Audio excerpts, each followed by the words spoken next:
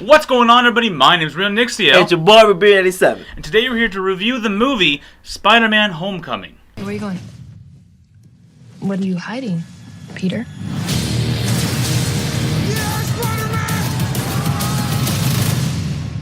I'm just kidding, I don't care. Bye. Anyway, so we are here finally talking about Spider-Man Homecoming. Mm-hmm. This was on my top 10. It wasn't on his top 10 because I know and there's a lot of people, it's not just him. A lot of people are kind of tired of Spider-Man. They're tired of it. They're tired of seeing him get bit by a spider. They're just tired of it. Personally, to me, I was a little bit tired of it too, but I loved it. So I'm going to hit it. This is what, the third remake of it? Yes, the third remake. This is the third one. The first one had like Tobey, who was it? It was Tobey Maguire. It was Tobey Maguire. They had three movies with him. Then they had one kid. Which was completed. They actually completed them. They did that one. Then they had one kid. I think he had one or two movies. Yeah, Andrew Garfield. Yeah, Andrew Garfield. Yeah. And this is the new Spider-Man's first movie on his own. He was in the Avengers, Civil War movie. Yeah, yes. For a very brief period. He was just an introduction to him and all. And now this is his first movie after that. So. And this was so great about this movie. This is how it starts. So I'll give you a little quick story about it. Of course, this is right after the Avengers, just like he said. Mm-hmm. Right after the Avengers. Like, he's done. Tony Stark took him back home and stuff like that. Said, okay, thank you. We'll call you when you need you. Of course, he's like, so when's the next time coming? What's the next time? What's the next time? They go on missions all the time. And Tony's like, we will call you. So, of course, throughout the movie, he's trying to prove himself, saving people, and doing whatever he can. And, when you first see him, he's kind of just doing the minor stuff. Like, he saves somebody from getting their bike stolen. He'll save somebody from just walking down the street. Like, just what Tony Stark said in the trailer, he wants him to be the friendly neighborhood Spider-Man, not the superhero Spider-Man. Just walking around the small, save the kitten out of the tree, help the woman cross the street, stop the occasional bike theft, stuff like that. Yeah, and so it was funny too because he was just going around like, I did this today. Yeah. I'm happy. So of course, finally in the movie. And then, of course, finally in the movie, he finally sees something that maybe will prove himself to Tony Stark, and he tries to help them out or save the day, but it kind of backfired on him. And of course, it keeps backfiring on him. Everything does, and of course, Happy I would say his personal bodyguard. What is he like? Caretaker. Like his caretaker. Yeah, like he's the go-between between Tony Stark and him. Yeah, he's supposed to answer to Happy, and Happy's supposed to keep an eye on him. Yeah, and of course, I love Happy. Happy always calls him like, yo, what are you doing, man? What are you doing? Oh, no, nothing, because of course, Spider-Man's trying to prove himself, and Tony Stark told him, don't do nothing too crazy. But he does it anyway, of course, and throughout the movie, he finds out about the Vulture, who flies around and has all these alien tech, and it was okay. It was okay. And then of course they're actually picking up pieces. Remember the first Star Wars? No, Star Wars. Dang. Civil War. No. It was Civil War, wasn't it? No, it was not. Oh no! Oh, I know what you're talking about. First Avengers movie. Yeah, first Avengers movie with that alien invasion. I can't remember what they're called right now. It was something from Thor. Like I think Thor. It was Thor. They have a name. But anyway, their crashed ships or all their technologies they got destroyed on planet Earth. They were being collected by these this group. Yeah, and they're reverse engineering and making their own weapons out of them. And then of course and then of course throughout the movie Spider-Man's trying to figure out who's doing it. He finally finds out. And he's going on. He's trying to see if maybe he can figure it out before Tony Stark. And of course, Tony Stark finds out about it. He's not very happy about it. Tony Stark doesn't care. He's very pissed. He's like, "Did I not tell you not to do that?" It's like, "Dang, I'm acting like my father now. Just give me back the suit." Of course, he's sad about it. So now he's back into that ugly suit with the goggles and the hood and everything. And it looks terrible. But still had the strange eyes that actually focus and all that stuff somehow. Still the same way. His eyes always like change shape and all that stuff. And which was one cool. Did it too. I don't know why he did that. No, well the old ones is pretty much a hoodie and I understand, goggles and stuff. But his goggles with the old costume, he's still adjusted and I don't know why. Yeah, but it was bad. An auto thing in there. But it was really bad. So of course Peter, Spider-Man. Finally, in the movie, says, okay, I can do this, you know what I'm saying? I'm going to go ahead and find Vulture myself. I can't depend on the suit. Because the suit, like I said, the suit that Tony gave him was very advanced. Very, very, very advanced. And, of course, he had to use his instincts and use his strength to finally beat Vulture. And then, that's pretty much the movie, man. I mean, like I said, it was okay for me. But I'm gonna ask Sean, aka Rhea Nixel, because I know he was not too happy about wanting to go see this movie. I did not say that. I wanted to see the movie, but I wasn't my most anticipated movie. Yeah. I was like, it's another Spider-Man. It's a third incarnation. Yeah. I did not realize how heavily they tied it into the Marvel Cinematic Universe, though. Which is And they did it heavily. Yo, a lot of things. I mean, whew. That's a big thing. So that overall for the story it was excellent in that regard. Okay. It flowed pretty well. There were some slow, dull moments going on, but that was all the story things. It's telling not his backstory, but his coming of age story as he eventually works up to become the real superhero he's meant to be. Yeah. Rather than just a small time. Ooh, I finally got all this massive technology and all this good things in that. Which was really cool. So the music, that was okay there. Music was okay. But overall, I think I'm going to give this movie an 8. What? Yeah, an 8. What? It actually went up a little more than I was expecting. Okay. First, I was going to give it a 7, and I was expecting it to be not that great, probably like a 5 or 6, based on the previous Spider-Man movies, which weren't terrible, but they were just there. But like I said, story was great. The music was okay, except for the instrumental. The actors. One thing that did not do it for me was Aunt May. You know what? Aunt May. Look.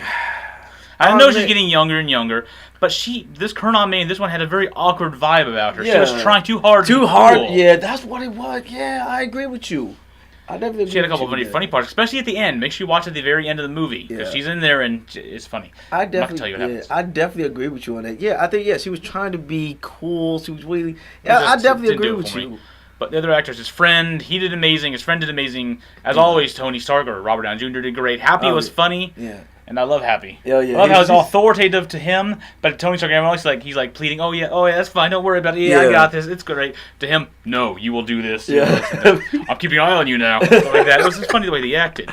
So what do you rate this movie? I got an 8. Man, okay. When I first got into the movie and watched it and stuff like that, I didn't know what to really expect because all the trailers and all these Spider-Man commercials for it was getting me really hyped. And then going into the movie, I watched it.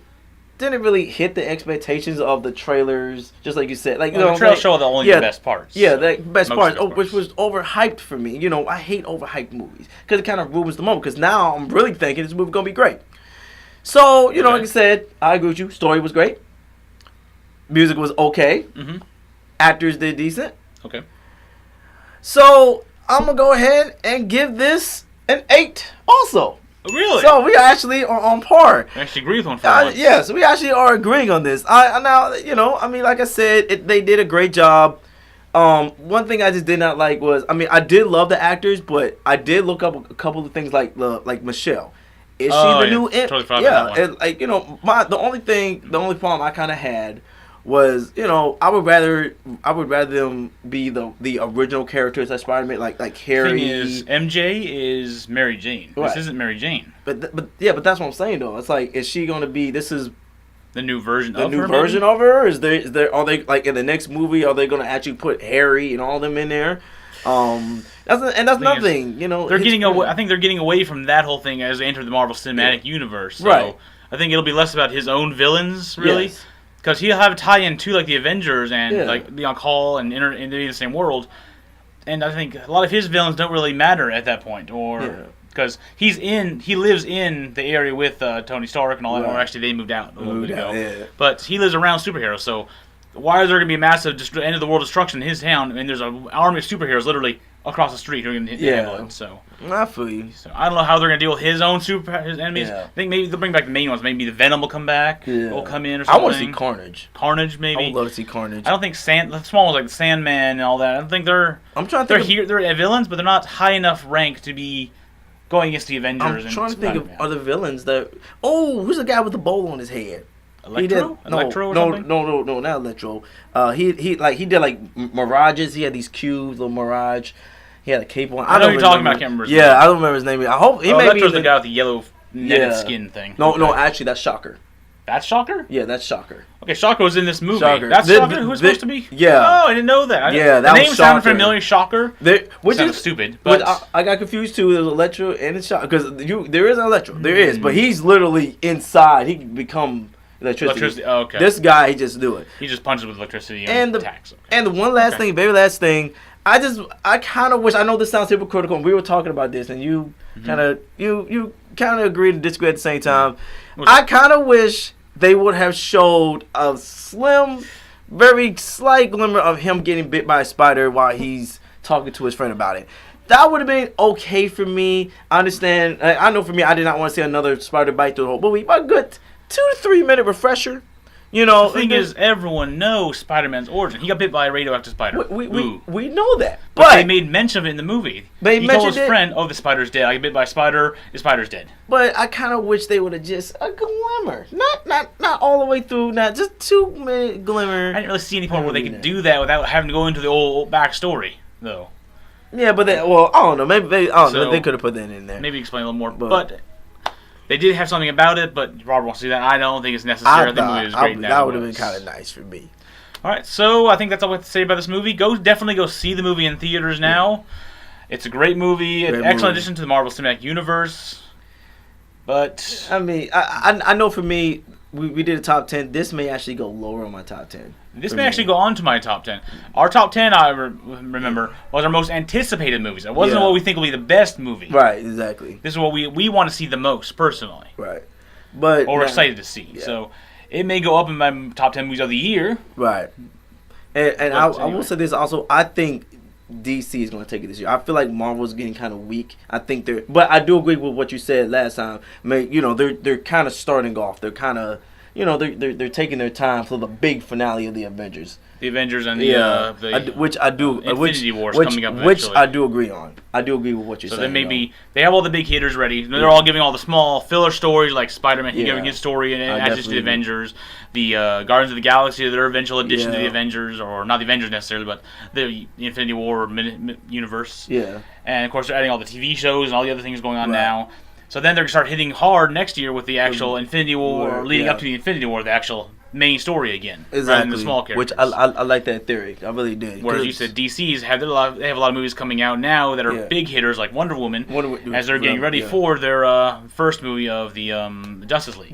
Which comes out. So we're going to definitely do a movie on that. So looking forward to both universes, seeing how their story will all play out. We know how it's going to play out, but I want to see the live-action modern-day version retelling of it, which will be just amazing with the technology we have. Yeah, I mean, it's going to be exciting. This year has been really great, so I cannot wait. So I think this is going kind of long, so I'd like to see y'all next time. Yeah, man, it's your boy, B87. I'm Nick Steele.